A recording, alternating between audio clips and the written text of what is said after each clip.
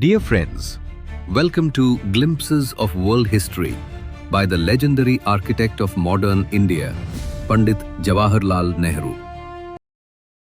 Aryans, Scythians, Huns, Arabs, Mongols, Turks, they all came from somewhere in Asia and spread out over Asia and Europe.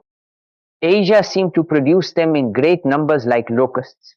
Indeed, Europe was for long like a colony of Asia, and many people of modern Europe are descended from these invaders from Asia. Asia sprawls right across the map like a big, lumbering giant. Europe is small. But, of course, this does not mean that Asia is great because of her size, or that Europe is not worthy of much attention. Size is the poorest test of a man's or a country's greatness. We know well that Europe, though the smallest of continents, is today great. We know also that many of her countries have had brilliant periods of history.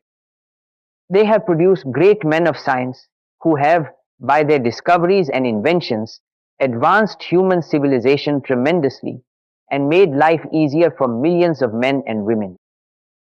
They have had great writers and thinkers, and artists and musicians and men of action. It would be foolish not to recognize the greatness of Europe, but it would be equally foolish to forget the greatness of Asia. We are apt to be taken in a little by the glitter of Europe and forget the past. Let us remember that it is Asia that has produced great leaders of thought who have influenced the world perhaps more than anyone or anything elsewhere, the great founders of the principal religions. Hinduism, the oldest of the great religions existing today, is of course the product of India.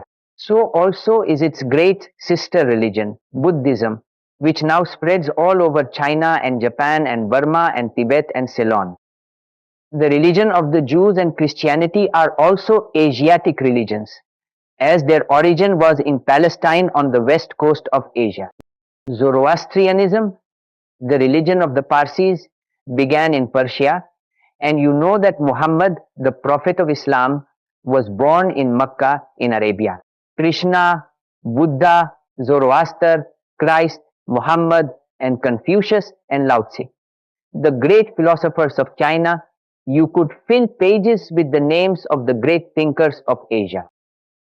You could also fill pages with the names of the great men of action of Asia. And in many other ways, I could show you how great and vital was this old continent of ours in the days gone by.